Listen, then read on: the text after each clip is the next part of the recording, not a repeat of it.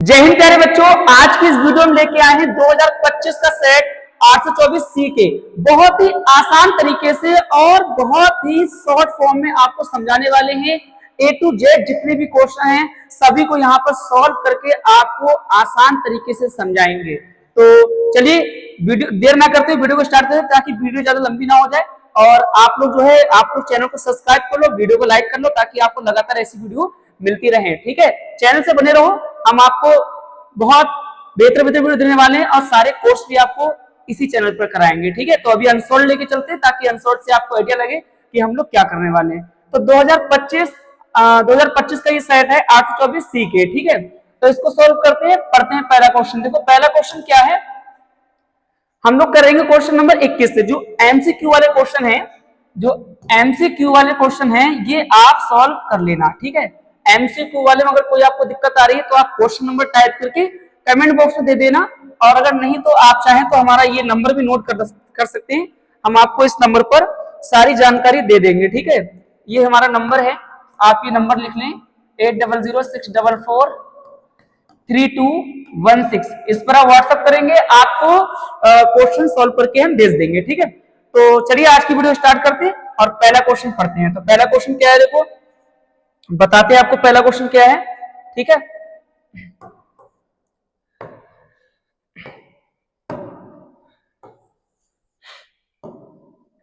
पहले क्वेश्चन को हम सॉल्व करते हैं फटाक से। ठीक है, पहला क्वेश्चन है आसमान में तारे क्यों टिमटिमाते हैं, समझाइए। तो आसमान में तारे क्यों टिमटिमाते हैं, इसके लिए हमने बहुत ही बेहतर तरीके से और सिंपल लैंग्वेज में यहाँ पर लिख रखा है जो कि आपको हम समझाने वाले हैं। ठीक है, आसमान में तारे क्यों टिमटिमाते हैं इसके बारे में आपको बताएंगे। देखो आसमान में तारे क्यों टिमटिमाते हैं यहाँ पर आपको बहुत ही अच्छे से लिखा हुआ मिल जाएगा ताकि आपको कोई भी दिक्कत ना हो और आराम से दे सके। तारे क्यों टिमटिमाते हैं, इसका कारण वायुमंडल का अपवर्तन है। क्या है, वायुमंडल का अपवर्तन। लिखा है तारे हमसे बहुत दूर हैं इसलिए वे हमें छोटे प्रकाश बिंदु के रूप में दिखाई देते हैं। जब तारों का प्रकाश हमारे वायुमंडल से होकर गुजरता है तो यह विभिन्न परतों से होकर गुजरता है जिनका घनत्व और तापमान अलग अलग होता है। ये जरूरी बात है, जिनका घनत्व और तापमान क्या होता है, अलग अलग। ये परतें प्रकाश को मोड़ती हैं जिसे अपवर्तन कहते हैं। क्या कहते हैं, अपवर्तन। प्रकाश को ये मोड़ती हैं जिसे हम क्या कहते हैं, अपवर्तन कहते हैं, क्योंकि वायुमंडल लगातार बदलता रहता है। प्रकाश की किरणें जो हमारी आंखों तक पहुंचती हैं उनकी दिशा और तीव्रता लगातार बदलती रहती है, इसलिए तारे टिमटिमाते हुए दिखाई देते हैं। तो ये हमारा राइट आंसर है, तारे हमें इसलिए टिमटिमाते हुए दिखाई देते हैं। अब अगला क्वेश्चन देखो, पढ़ते हैं। अगला क्वेश्चन क्या है, अगला क्वेश्चन क्या है, आंख की समंजन क्षमता से क्या तात्पर्य है। आपका 22 क्वेश्चन नंबर 22 का पहला है, सॉरी 21 का दूसरा भी है। अपवर्तन के नियम क्या है, तो पहले अपवर्तन का नियम पढ़ते हैं। अपवर्तन के नियम क्या है, देखो अपवर्तन के नियम जो है, प्रकाश के अपवर्तन के नियम इस प्रकार है। किस प्रकार है, देखो पहला नियम ये कहता है आपतित किरण, अपवर्तित किरण और आपतन बिंदु पर सतह पर अभिलंब सभी एक ही समतल में स्थित होते हैं। पहला नियम तो ये कहता है। और दूसरा नियम क्या कहता है, देखो दूसरे नियम को हम स्नेल का नियम भी कहते हैं। ये क्या होता है, आपतन कोण की ज्या यानी साइन, अपवर्तन कोण की ज्या का अनुपात दो माध्यमों के लिए स्थिर होता है। इसे इस प्रकार व्यक्त करते हैं। कैसे व्यक्त करते हैं, साइन आई समानुपाती साइन आर। ठीक है, समानुपाती हटता है तो यहां पर निकल के आता है साइन आई बराबर एन साइन आर। ये हमारे पास हो गया है प्रकाश के अपवर्तन का नियम। दूसरा नियम है, इसे हम स्नेल का नियम कहते हैं। जब ये साइन आर इधर आता है तो इसे हम स्नेल का नियम कहते हैं। तो ये 21 के दोनों हो गए हैं। अब देखो हम पढ़ते हैं, यहां पर क्या लिखा हुआ है, आंख की समंजन क्षमता से क्या तात्पर्य है। आपके पास पेपर अगर है तो पेपर आप खोल के रखें ताकि आपको अच्छे समझ में आए। आंख की समंजन क्षमता से क्या तात्पर्य है। तो देखो आंख के बारे में आया है, जानते हैं देखो आंख की संवेदन क्षमता क्या होती है। ठीक है, आंख की समंजन क्षमता देखो, आंख की समंजन क्षमता का मतलब आंख की वह क्षमता है जिसके द्वारा वह अपनी फोकस दूरी को समायोजित करके दूर और नजदीक की वस्तुओं को स्पष्ट रूप से देख पाता है या पाती है। ठीक है, आसान शब्दों में यह आंख की लेंस की वह क्षमता है जिसे हम अपनी जिससे जिसे वह अपनी आकृति बदलकर दूर की वस्तुओं और पास की वस्तुओं दोनों को रेटिना पर फोकस कर सकता है। तो ये तो हो गया आंख की समझने क्षमता से। आंख की समझने क्षमता होती है ताकि मतलब वस्तु को हम एडजस्ट कर सकें, वस्तु में कितनी बड़ी दिखाई देगी, दूर और पास की, मतलब इसको यहाँ पे रखा फिर यहाँ पे रखा, तो आंख इसे समायोजित करता है, उसको बोलते हैं आंख की समंजन क्षमता। इसका देखो ये तो 22 का पहला क्वेश्चन था। अब 22 का जो दूसरा क्वेश्चन है वो आंकिक प्रश्न है। इसमें आंकिक प्रश्न बहुत कम आए हैं, रिएक्शन ज्यादा आई है, केमिस्ट्री में रिएक्शन आई है, लेकिन आंकिक प्रश्न इसमें बहुत कम है इस वाले सेट में। तो एक आंकिक प्रश्न है, 50 सेंटीमीटर फोकस दूरी वाले उत्तल लेंस की क्षमता ज्ञात कीजिए। क्या ज्ञात करना है हमें? क्षमता। तो करते हैं क्वेश्चन। देखो क्वेश्चन ये लिखा है 50 सेंटीमीटर फोकस दूरी वाले उत्तल लेंस की क्षमता ज्ञात करनी है। तो फोकस दूरी हमें एफ बराबर दे रखी है 50 सेमी। हमें निकालनी है क्षमता। क्या निकालनी है? क्षमता निकालनी है हमें। ठीक है, तो क्षमता हमें ज्ञात करनी है। सूत्र होता है P बराबर 1/f। P बराबर क्या होता है? 1/f। f यहाँ पर होता है मीटर में। किसमें होता है? मीटर में। तो P बराबर 1/f का मान दे रखा है 50। ये सेंटीमीटर में है। किसमें? सेंटीमीटर में। तो यहाँ पर हम 100 से मल्टीप्लाई करेंगे तो ये हो जाएगा, सॉरी ये सेंटीमीटर में होता है, ये मीटर में हो जाएगा। ठीक है, तो इसे काटेंगे हम। 50 से कम 50, 50 दूनी कितनी होती है? 100। तो P बराबर निकल के आ जाएगा हमारे पास 2। इसे बोलेंगे प्लस की 2 डायोप्टर। D4 क्या है यहाँ पर? डायोप्टर। तो ये लेंस की क्षमता निकल के आएगी। इस वाले सेट में सिर्फ एक ही न्यूमेरिकल था, एक और न्यूमेरिकल है, उसको भी सॉल्व करेंगे। ठीक है, अगला क्वेश्चन पढ़ते हैं। देखो अगला क्वेश्चन क्या है, देखो विद्युत प्रतिरोधों, नहीं सॉरी, अगला क्वेश्चन हमारे पास 23 का है। ओम का नियम क्या है? सूत्र सहित स्पष्ट कीजिए। हमें ओम का नियम बताना है। तो चलिए चलते हैं अगले क्वेश्चन पे। ओम का नियम क्या है? देखो ओम का नियम, किसी चालक यानी कंडक्टर में से बहने वाली धारा उस चालक के सिरों के बीच के वोल्टेज के सीधे अनुपाती होती है। क्या होती है? अनुपाती। इसे समानुपाती भी कह सकते हैं। क्या कह सकते हैं? समानुपाती या अनुपाती। तो सूत्र क्या बनता है इसका? सूत्र ये बनता है V समानुपाती I। क्या बनती है? V समानुपाती I। और जैसे यहां से समानुपाती हटाते हैं तो यहां निकल के आता है V बराबर RI। इसी को हम ओम का नियम कहते हैं। बहुत ही आसान तरीके से मैंने ये सब तैयार किया है, आपको समझा रहा हूं। आप अपनी कॉपी में नोट करते रहो ताकि और अच्छे से आप पढ़ सको। इसी ज्यादा डीप देखो, अभी सडनली नोटिफिकेशन आया है यूपी एमएसपी का, यानी आपके बोर्ड इलाहाबाद, प्रयागराज इलाहाबाद बोर्ड से, कि आपको ज्यादा फालतू बातें नहीं लिखनी है। जो काम की चीजें हैं सिर्फ आपको वो एग्जाम में लिखनी है। जरूरी यही है कि जो काम की चीजें हैं आप वो लिखें, ज्यादा फालतू चीजें आपको एग्जाम में नहीं लिखनी है। ठीक है, तो ये हमारी इतनी काम की, आप ज्यादा अगर लिखना चाहते हैं तो उसमें ये लिख सकते हैं कि V यहाँ पर विभव होता है। क्या होता है? विभव। R यहाँ पर प्रतिरोध होता है। क्या होता है? प्रतिरोध। I यहाँ पर धारा होती है। देखो हमने अनसोल्ड को समझाने के लिए पहले से ही लिख के रखा ताकि आपको आसान तरीके से समझा सके और वीडियो थोड़ी कम जा सके। अगर हम सब लिखेंगे यहाँ पर तो वीडियो बहुत लंबी जाएगी, तो उससे कोई फायदा है नहीं। ठीक है, अब बढ़ते हैं अगले क्वेश्चन में। अगला क्वेश्चन क्या है? विद्युत प्रतिरोधों का श्रेणी क्रम संयोजन क्या है? सूत्र सहित समझाइए। तो हम पढ़ते हैं श्रेणी क्रम। देखो संयोजन क्या होगा? श्रेणी क्रम संयोजन, जब दो या अधिक प्रतिरोधों को एक के बाद एक इस प्रकार जोड़ा जाता है कि उनमें से समान धारा प्रवाहित हो, तो इस श्रेणी क्रम संयोजन कहते हैं। कुल प्रतिरोध इसके अंदर क्या होता है? श्रेणी क्रम में जुड़े प्रतिरोधों का कुल प्रतिरोध सभी व्यक्तिगत प्रतिरोधों के योग के बराबर होता है। बनाते हैं इसको, देखो कैसे होगा, आपको बना के दिखाते हैं।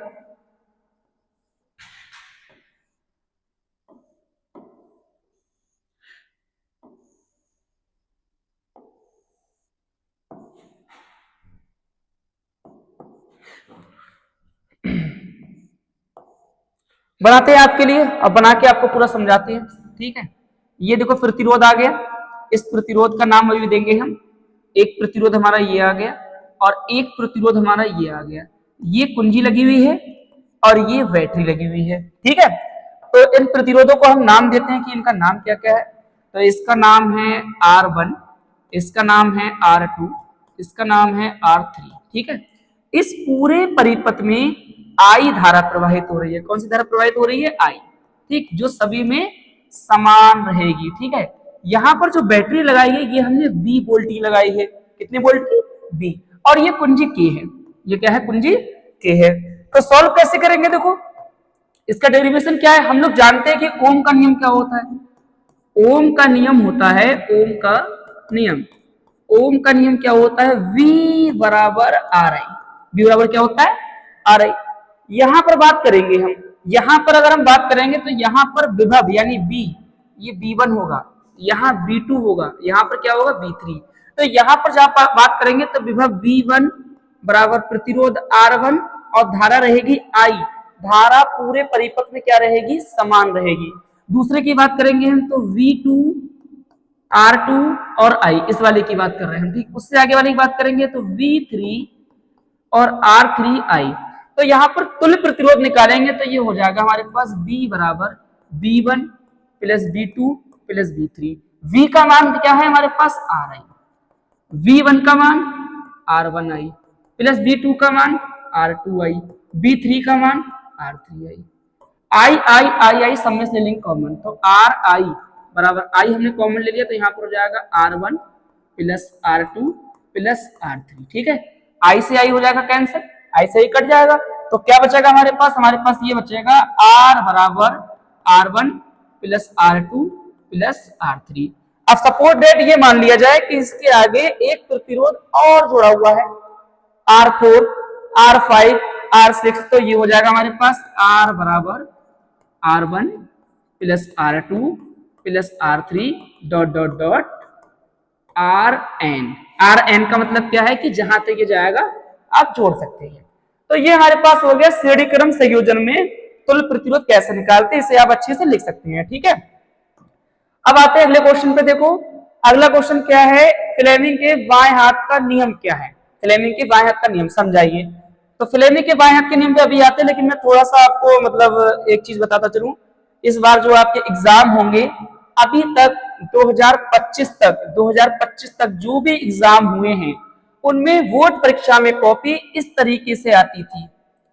इसका मीन्स क्या हुआ कि कॉपी आपकी इस तरीके से खुलेगी। ठीक है, मैं थोड़ा सा समझाता हूं। जैसे कि हम इसको ले लेते हैं, ये वाटर पेपर, इसमें आपको समझाते हैं। कॉपी आपकी इस तरीके से खुलती थी। ठीक है, इस तरीके से खुलती थी। लेकिन अब जो 2026 यानी जो आप लोग एग्जाम में बैठेंगे 2026 से, ये कॉपी का साइज ऐसा होने जा रहा है। ठीक है, ये बहुत बड़ा बदलाव है। मतलब अब कॉपी आपको इस टाइप से मिलेगी और ये ऐसे करके खुलेगी ताकि लिखने भी आसानी हो और पढ़ने भी आसानी हो, कॉपी चेक करने वालों को भी आसानी रहे। तो ये बहुत बदलाव इस बार हो रहे हैं जिसका आप विशेष ध्यान रखें। और एक चीज आप और इसमें ध्यान रखना, इसमें जो लाइनें खींचते थे ना इस टाइप से, पहले ये जो टीचर बताते लाइनें खींचना, वो अब सिस्टम बंद होगा। अब बहुत ही शॉर्ट फॉर्म में लिखना होगा जो इंपॉर्टेंट चीज होती है वो। ठीक है, फ्लेमिंग के बाएं हाथ के नियम, फ्लेमिंग के बाएं हाथ, फ्लेमिंग ने अपने बाएं हाथ का नियम दिया है। इस टाइप से पोजीशन रखी जाती है, समझाते देखो इसको भी। ये देखो हमने एक यहाँ पर फोटो ले रखा है, ये फ्लेमिंग के बाएं हाथ, फ्लेमिंग ने बाएं हाथ को ऐसे करके रखा है। ये जो उंगली है ये वाली, मतलब ये वाली जो उंगली है, आप देखें इसमें 3 उंगली है। पहली ये उंगली दिखाती है विद्युत धारा को, किसको दिखाती है? विद्युत धारा को। ये दिखाती है चुंबकीय क्षेत्र को, और ये दिखाता है फोर्स को। किसको दिखाता है? फोर्स को। तो इस टाइप का एक चित्र बना लें जिससे आपको आसानी समझ में आ जाए। अब फ्लेमिंग के बाएं हाथ का नियम देखो क्या कहता है। बाएं हाथ की सही स्थिति दिखाई जाने चाहिए जिसमें अंगूठा और तर्जनी उंगली और मध्यमा यानी मध्यमा एक दूसरे के समकोण पर हो। मतलब यहां भी कोण समकोण बनता हो और यहां भी कोण समकोण बनता हो। ठीक है, अंगूठा जो है यह बल की दिशा को इंगित करता है और रेख में ये स्पष्ट रूप से लेवल किया जाना चाहिए। तर्जनी यह चुंबकीय क्षेत्र की दिशा को इंगित करती है, इसे भी स्पष्ट रूप से लेबल किया जाना चाहिए। मध्यमा यह विद्युत धारा की दिशा को इंगित करती है, इसे भी स्पष्ट रूप से लेबल किया जाना चाहिए। दिशा आरेख में तीर का उपयोग करके प्रत्येक दिशा को स्पष्ट रूप से दिखाई जाना चाहिए। तो ये हमने चित्र बना रखा है जिसमें ये सारी चीज बना रखी है, तो आप भी इसको बना सकते हैं। ठीक है, तो थोड़ा सा मैं आपको यहाँ पर चित्र बना के बता देता हूं।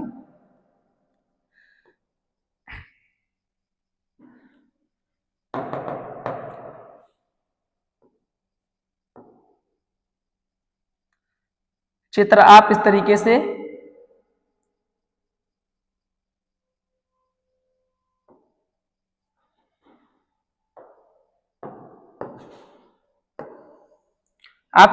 चित्र एक बना लें। ठीक है, आते हैं अगले क्वेश्चन पे। देखो अगला क्वेश्चन हमारा क्या है, दक्षिणाहस्त अनुष्ट नियम क्या है, समझाइए। तो इसको समझते हैं, दक्षिणाहस्त अनुष्ट नियम क्या है। चित्र फ्लेमिंग के बाएं हाथ का चित्र आप बुक में देख के इसको बना लेना। ठीक है, तो दाएं हाथ का नियम क्या है, एक ऐसा तरीका जिससे आप किसी तार में बहने वाली बिजली से बनने वाले चुंबकीय क्षेत्र की दिशा का पता लगा सकते हैं। इसे समझने के लिए कल्पना करें कि आप अपने दाहिने हाथ ये एक तीर को इस तरह से पकड़ रहे हैं कि आपका अंगूठा बिजली के प्रवाह की दिशा में इशारा कर रहा है। तब आपकी उंगलियां जिस दिशा में मुड़ेंगी वह दिशा चुंबकीय क्षेत्र में होंगी, इस तरीके से। ठीक है, तो ये होता है दाएं हाथ का नियम। अब अगला क्वेश्चन हमारा क्या है, देखो 2 ओम प्रतिरोधकता के प्रतिरोध से प्रति सेकेंड 100 जूल ऊष्मा उत्पन्न हो रही है। प्रतिरोध में प्रवाहित धारा की गणना कीजिए। हमें क्या निकालना है, धारा।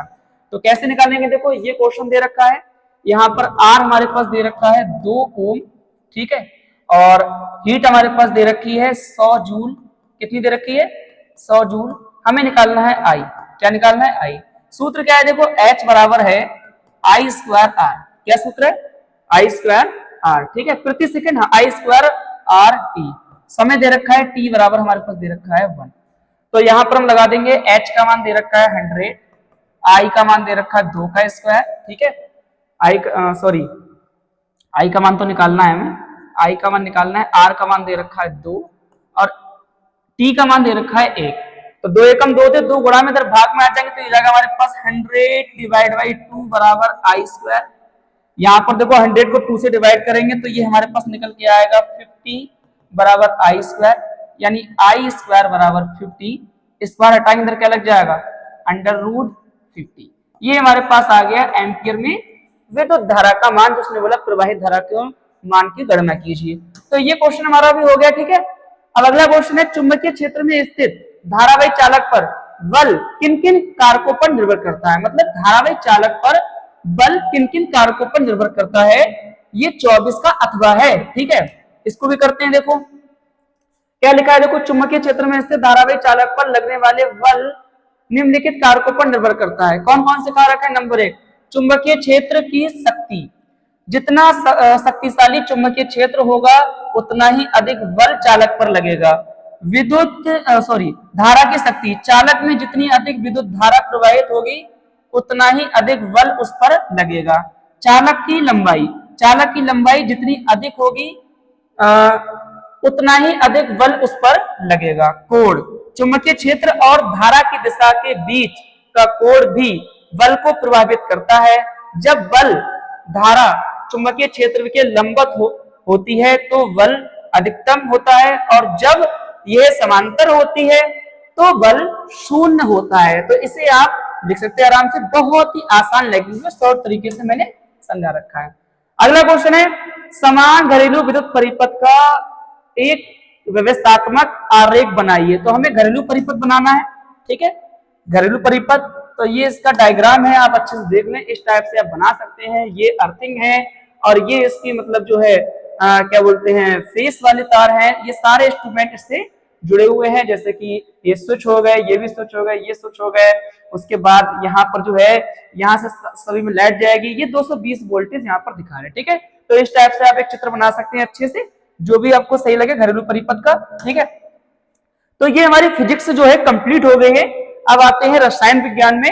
रसायन विज्ञान में क्या है, निम्नलिखित अभिक्रियाओं के लिए संतुलन रासायनिक समीकरण लिखिए।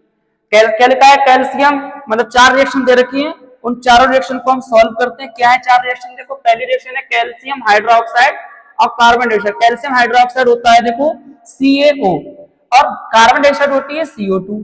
कैल्शियम कार्बोनेट यहाँ पर बनेगा CaCO2 का CaCO3 का उल्टा प्लस H2O। बैलेंसिंग करेंगे तो यहाँ पर देखो Ca एक है और C यहाँ पर एक है, C एक है, O यहाँ पर 1 और 2 कितने हो गए 3, और यहाँ पर 3 और 1 कितने हो गए 4। तो O हम पूरे करेंगे यहाँ पर, ठीक है। कार्बन डाइऑक्साइड जल H2O, कैल्शियम हाइड्रोक्साइड यहाँ पर H आएगा, यहाँ पर कैल्शियम हाइड्रोक्साइड है ना, कैल्शियम हाइड्रोक्साइड H आएगा, CaOH, ठीक है, CaOH का होल टॉय, CaOH का होल टॉय आएगा कैल्शियम हाइड्रोक्साइड, ठीक है। तो Ca एक है देखो, O यहाँ पर 2 और 2 कितने हो गए 4, O यहाँ पर 3 और 1 कितने हो गए 4, H यहाँ पर 2 है, H वहां पर 2 है, यानी पूरी बैलेंसिंग कंप्लीट है। ये गलत सूत्र लग गया था, CaOH का होल टॉय होता है, मैं इसको सही से लिख देता हूँ एक बार, यहाँ पर आपको ऐसे करके लिखना है CaOH का होल टॉय, ठीक, कंप्लीट है। जिंक नाइट्रेट क्या होता है AgNO3, और इधर बनेगा जिंक नाइट्रेट, सिल्वर नाइट्रेट से हो रही है, और जिंक नाइट्रेट बनेगा सिल्वर बनेगा, ठीक है। बैलेंसिंग करेंगे देखो Ag एक है, Zn एक है, लेकिन NO3 यहाँ पर 2 है, यहाँ पर 1 है, तो यहाँ पर NO3 2 करने पड़ेंगे, NO3 2 हो गए, NO3 2 हो गए, यहाँ पर जैसे 2 है, Ag यहाँ पर 2 हो गए, Ag यहाँ पर 2 करने पड़ेंगे, Ag 2 हो गए, ठीक, कंप्लीट।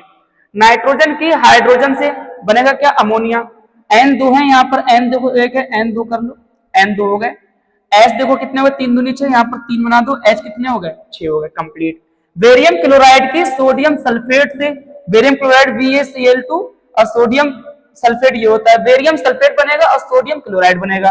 तो वैलेंसी करते हैं Va और Cl2, यहाँ पर Cl है तो यहाँ पर एक Cl बना देते हैं। अब देखो 2 हो गए वहां पर, लेकिन यहाँ पर अब Na जो है 2 हो गए, Na2 है, कंप्लीट है वैलेंसी, ठीक है। तो ये 4 रिएक्शन थी जो कि हमने समझा दी है पूरी कंप्लीट अच्छे से, इसको आप नोट कर लें अच्छे से।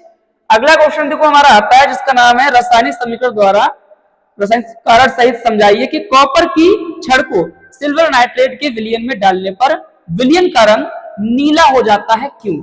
इसको भी समझते हैं, देखो नीला क्यों हो जाता है। लिखा है जब कॉपर की छड़ को सिल्वर नाइट्रेट के विलयन में डाला जाता है तो विलयन का रंग नीला हो जाता है। इसका कारण है कि कॉपर सिल्वर नाइट्रेट के साथ प्रतिक्रिया करता है जिससे कॉपर नाइट्रेट बनता है जो विलयन में घुल जाता है और विलयन को नीला कर देता है। विलयन कैसा कर देता है? नीला। यह रासायनिक समीकरण है। क्या रासायनिक समीकरण है? यानी कॉपर को किसमें डाल रहे हैं? सिल्वर नाइट्रेट AgNO3 में। क्या बनेगा? NO3 का होल टॉय और प्लस Ag। इस प्रतिक्रिया में क्या होता है? कॉपर के परमाणु सिल्वर नाइट्रेट के विलयन से सिल्वर को विस्थापित कर देते हैं। सिल्वर को क्या कर देते हैं? विस्थापित। Na2 से कॉपर नाइट्रेट CuNO3 बनता है जो पानी में घुलनशील होता है और विलयन में Cu+ आयनों के कारण नीले रंग का होता है। कैसे होता है? नीले रंग का होता है। सिल्वर ठोस रूप में अपक्षेपित हो जाता है। ठीक है, तो ये भी क्वेश्चन हमारा कंप्लीट होता है। अगला क्वेश्चन देखो क्या है। अगला क्वेश्चन ये हमारे पास निम्नलिखित का IUPAC नामकरण। क्या करना है हमें? IUPAC नामकरण। देखो पहला हमारे पास है CH3C और OH और डबल, ये है एथेनोइक अम्ल। हाँ, एथेनोइक अम्ल है, ये एथेनोइक अम्ल है। ठीक है, ये वाला इसका नाम एथेनोइक अम्ल। और ये जो है ये है मेथेनल। इसका नाम क्या है? मेथेनल। ठीक है, ये हमारे हो गए IUPAC नामकरण। ठीक है, अगला क्वेश्चन देखो हमारा क्या है।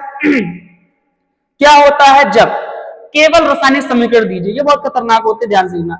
सोडियम जल से क्रिया करता है, कैल्शियम ऑक्साइड जल से क्रिया करता है, लाल तत्व लोहे पर जल की वाष्प द्वारा प्रवाहित करते हैं और एथेनोइक सांद्र H2SO4 की अधिकता के साथ 443 केल्विन पर गर्म करते हैं और एथिल अल्कोहल सोडियम के साथ क्रिया करता है और मेथिन का दहन होता है। ठीक है, तो करते हैं देखो इसको। ठीक है, तो क्या है देखो यहाँ पर सोडियम जल से क्रिया करता है। सोडियम किससे क्रिया करता है?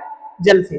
तो सोडियम की जल से क्रिया कराते हैं तो बनता है NaOH का होल टॉय अब प्लस H2, बहुत बड़ा विस्फोट होता है। इसकी वैलेंसी करेंगे देखो, यहाँ पर H2 और एक कितने हो गए 3, यहाँ पर H2 है तो यहाँ 2 बनाते हैं तो H कितने हो गए 4 और यहाँ पर 4 हो गए, यहाँ 2 बनाएंगे तो H कितने हो गए 4, O कितने हो जाएंगे 2, यहाँ पर O कितने हैं 2, Na यहाँ पर 1 है, यहाँ पर 2 है तो Na यहाँ पर 2 कर लेंगे, कंप्लीट। कैल्शियम ऑक्साइड जल से क्रिया करता है, कैल्शियम ऑक्साइड होता है CaO और H2O बनाएगा के CaOH का होल टॉय और प्लस ऊष्मा निकलेगी। दो चीजें बैलेंस करोगे, Ca1 है और OH 2 है, सॉरी O यहाँ पर 2 है, H भी 2 है, O भी 2 देखो H भी 2, सही है, पूरी कंप्लीट है। लाल तत्व लोहे पर जल की वाष्प प्रवाहित करने पर, जल की वाष्प तो Fe जो है जल से क्रिया करता है, बनाता है यहाँ पर Fe3O4 प्लस H2। बैलेंसी करेंगे, H तो कंप्लीट है, F यहाँ पर 3 है, F 3 कर लो और H कंप्लीट है, O यहाँ पर 4 है तो O यहाँ पर 4 करने पड़ेंगे। अब H कितने हो गए, 2 चौक 8 हो गए, H कितने हो गए 8 तो यहाँ पर 4 बना दो, H कितने हो गए 8 हो गए। ठीक है, एथेनॉल को सांद्र H2SO4 की अधिकता के साथ 443 केल्विन पर गर्म करते हैं तो क्या है देखो, यह है एथेनोइक अम्ल, ये कह सकते हैं क्योंकि सॉरी एथेनॉल है, ये एथेनॉल, इसको गर्म करते हैं तो ये बनता है मेथिन बनता है और H2O बनता है। इसकी दो रिएक्शन है, उसका आंसर आप लोग कमेंट बॉक्स में देंगे। ठीक है, उसका आंसर सभी को कमेंट बॉक्स में देना है, दो रिएक्शन जो बची है। तो अब अगला हमारे पास है निम्नलिखित पर संक्षिप्त टिप्पणी लिखना है। एक तो सावनीकरण है, एक हाइड्रोजनीकरण है, एक विकृत गंधता है, विकृत गंधता। तो करते हैं देखो इसको हम कि ये देखो क्या होंगे। ठीक है, विकृत गंधता क्या होगा, इसको भी सॉल्व करते हैं हम लोग। ठीक है, विकृत गंधता, ठीक, तो ये हमारे पास आ गया साबुनीकरण। सबसे पहले साबुनीकरण समझो। साबुन एक रासायनिक प्रक्रिया है जिसमें वसा, तेल और छार की प्रतिक्रिया से साबुन और ग्लिसरॉल बनता है। क्या बनते हैं? साबुन और ग्लिसरॉल। मुख्य बात है वसा या तेल और छार लेते हैं, जैसे ये वसा ली हमने, ये छार लिया, साबुन बनेगा, ग्लिसरॉल बनेगा। यहाँ पर देखो साबुन बनेगा, क्या बनेगा? ग्लिसरॉल। साबुन सफाई के लिए उपयोग होते हैं क्योंकि उनके अणु पानी और तेल दोनों के साथ प्रतिक्रिया कर सकते हैं। तो ये जो है वसा का सूत्र है, ये पूरा आप जो दिख रहा है ये वसा का सूत्र है। ये सोडियम हाइड्रोक्साइड है जिसे हम क्षार कह सकते हैं। ये बना ग्लिसरॉल और ये क्या बना है? साबुन। इस रिएक्शन को आप नोट कर लें, ये साबुनीकरण बहुत इंपॉर्टेंट है। ठीक है, बढ़ते हैं अगले क्वेश्चन पे। अगला क्वेश्चन क्या है? हाइड्रोजनीकरण अभिक्रिया। इसको भी समझते हैं। देखो, हाइड्रोजनीकरण अभिक्रिया एक रासायनिक अभिक्रिया है जिसमें एक असंतृप्त कार्बनिक यौगिक जैसे कि एल्कीन या एल्काइन में हाइड्रोजन जोड़ा जाता है। आमतौर पर एक उत्प्रेरक जैसे निकेल, पैलेडियम या प्लेटिनम की उपस्थिति में इस प्रक्रिया के परिणाम स्वरूप असंतृप्त यौगिक संतृप्त यौगिक में परिवर्तित हो जाते हैं। मुख्य बातें, असंतृप्त यौगिक ऐसे यौगिक हैं जिनमें कार्बन कार्बन के बीच डबल या ट्रिपल बॉन्ड होते हैं। बहुत इंपॉर्टेंट बात है, या तो डबल बॉन्ड होगा या क्या बॉन्ड होगा? Triple bond. ठीक है, उत्प्रेरक वह पदार्थ है जो अभिक्रिया की गति को बढ़ाता है लेकिन स्वयं अभिक्रिया में उपभोग नहीं होता है। संतृप्त यौगिक ऐसे यौगिक जिनमें कार्बन कार्बन के बीच केवल सिंगल बॉन्ड होते हैं। कैसे होते हैं? Single bond. उदाहरण, एथिलीन एक एल्कीन का हाइड्रोजनीकरण करने पर एथेन एक एल्केन बनता है। ठीक है, यह विक्रिया कई औद्योगिक प्रक्रियाओं में महत्वपूर्ण है, जैसे वनस्पति तेलों का हाइड्रोजनीकरण करके वनस्पति घी बनाता है। ठीक, तो ये हमारे पास कंप्लीट क्वेश्चन हो गया। इसके बाद एक क्वेश्चन हमारे पास है अथवा का तीसरा, विकृत गंधता। देखो इसका मतलब क्या हुआ? बहुत इंपॉर्टेंट क्वेश्चन है, विकृत गंधता। ठीक है, विकृत गंधता क्या होता है? वह यह वसा या तेल खाद्य पदार्थों के खराब होने की प्रक्रिया है जिससे उनमें अप्रिय गंध और स्वाद आ सकता है। ये मुख्य रूप से दो प्रकार के होते हैं, हाइड्रोलाइटिक लेसिडिटी यह तब होती है जब वसा में मौजूद डायगोसरा एड्स पानी के साथ प्रतिक्रिया करते हैं जिससे फैटी एसिड निकलते हैं। यह प्रक्रिया एंजाइम जैसे कि लाइपेज या गर्मी से तेज हो जाते हैं। ऑक्सीडेटेड रेसिडिटी यह तब होती है जब वसा ऑक्सीजन के साथ प्रतिक्रिया करते हैं जिससे परऑक्साइड और अन्य वाष्पशील यौगिक बनते हैं। यह प्रकाश गर्मी और कुछ धातुओं द्वारा तेज हो सकती है। विकृत गंधता को रोकने के उपाय, खाद्य पदार्थों को ठंडी, अंधेरी और सूखी जगह पर स्टोर करके रखें। एंटीऑक्सीडेंट जैसे कि विटामिन ई का उपयोग करें और पैकेजिंग को वायु रुद्ध रखें। मतलब विकृत गंधता का मतलब क्या हो, जो सब्जी वगैरह खराब हो जाती है एक तरीके से उसे हम विकृत गंधता कहते हैं। ठीक है, अगला क्वेश्चन हमारा क्या है, देखो आहार श्रृंखला या आहार जाल में ऊर्जा के प्रवाह को उदाहरण सहित व्याख्या कीजिए। क्या बोलते हैं हमारा 28वां क्वेश्चन है, इसको समझते हैं हम लोग। क्या है 28वां क्वेश्चन, देखो आहार श्रृंखला क्या है, ये आहार श्रृंखला। ठीक है, आहार श्रृंखला एक रैखिक क्रम है जिसमें जीव एक दूसरे को खाकर ऊर्जा प्राप्त करते हैं। ऊर्जा प्रवाह उत्पादकों जैसे कि पौधे से शुरू होता है जो सूर्य के प्रकाश का उपयोग करके प्रकाश संश्लेषण, ध्यान रखना है, इसे प्रकाश संश्लेषण करते हैं। फिर यह ऊर्जा उपभोक्ताओं जैसे कि शाकाहारी और मांसाहारी तक जाते हैं। ऊर्जा का प्रवाह, ठीक है, उदाहरण घास उत्पादक खाते हैं, फिर टिड्डा प्राथमिक उपभोक्ता खाते हैं, मेढक द्वितीय उपभोक्ता खाते हैं, सांप तृतीय उपभोक्ता खाते हैं और फिर बाज ये शीर्ष उपभोक्ता में आता है। इस श्रृंखला में घास सूर्य से ऊर्जा प्राप्त करती है, टिड्डा घास को खाकर ऊर्जा प्राप्त करता है, मेढक टिड्डे को खाकर, सांप मेढक को खाकर और अंत में बाज सांप को खाकर ऊर्जा प्राप्त करते हैं। आहार जाल ये क्या है, देखो आहार जाल फूड वेब, इसको भी समझते हैं। देखो आहार जाल क्या है, आहार जाल को समझते हैं अच्छे से, देखो ठीक है।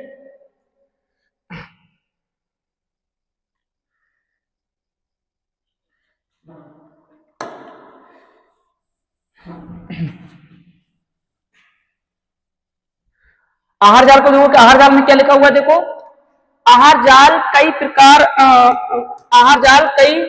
आहार श्रृंखलाओं का एक जटिल जाल होता है जो एक परिस्थितिक तंत्र में जीवों के बीच सभी संभावित भोजन संबंधों को दर्शाता है। यह दिखाता है कि कैसे विभिन्न जीव विभिन्न स्रोतों से ऊर्जा प्राप्त कर सकते हैं और एक से अधिक शिकारियों द्वारा खाए जा सकते हैं।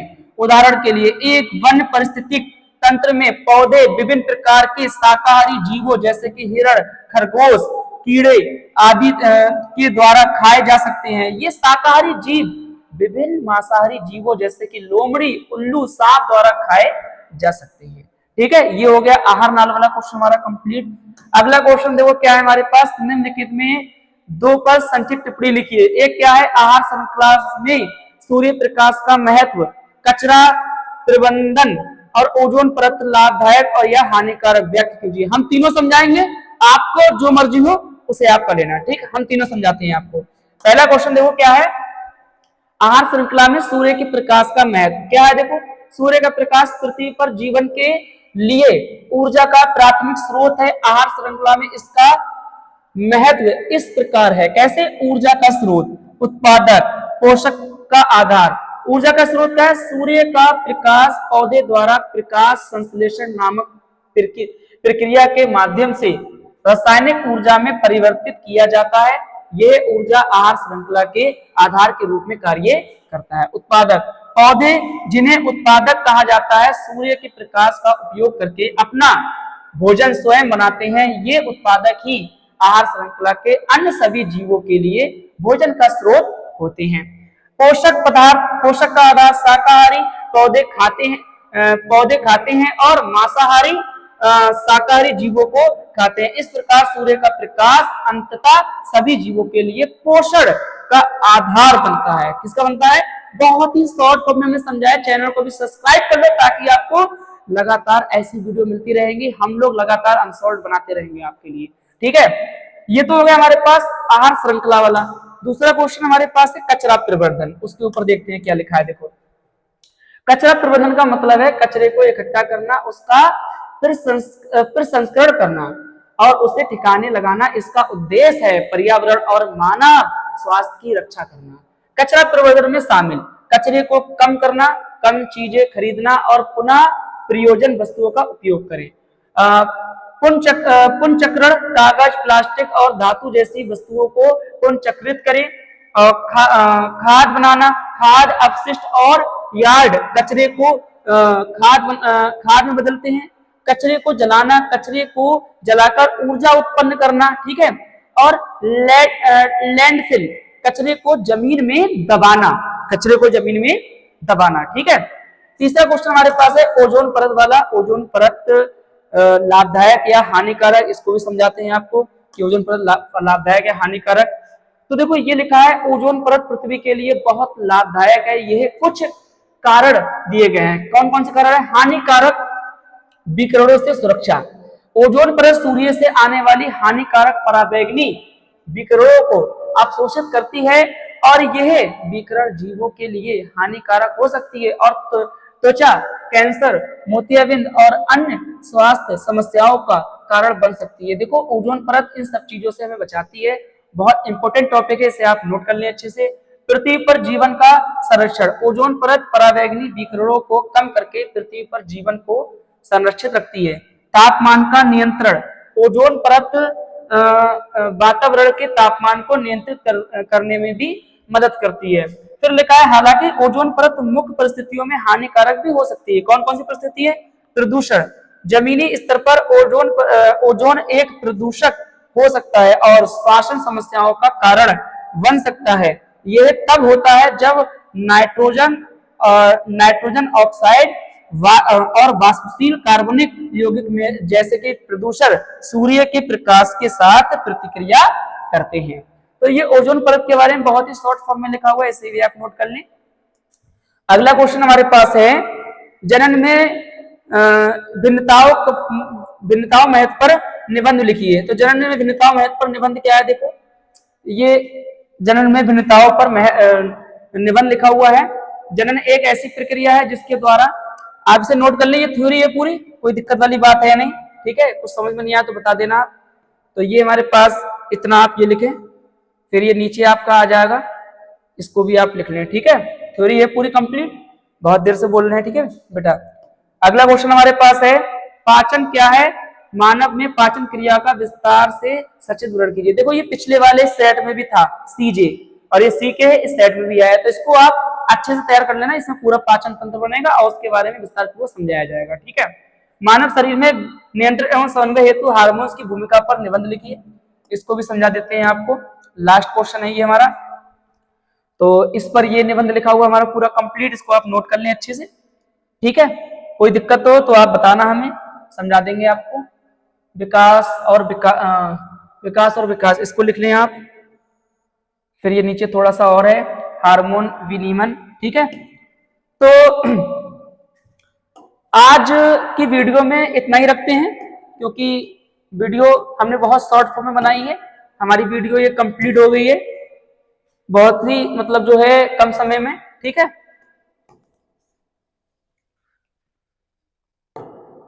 बहुत ही कम समय में ये वीडियो हमारी कंप्लीट हो गई है। बाकी अगर आपने चैनल को सब्सक्राइब नहीं किया तो चैनल को सब्सक्राइब करें, वीडियो को लाइक करें। आज का ये सेट रहा 2025 का 824 सी के। ठीक है, तो आज की इस वीडियो को यहीं पर स्टॉप करते हैं, मिलते हैं अगली वीडियो में। तब तक के लिए प्यारे बच्चों, आप सभी को जय हिंद।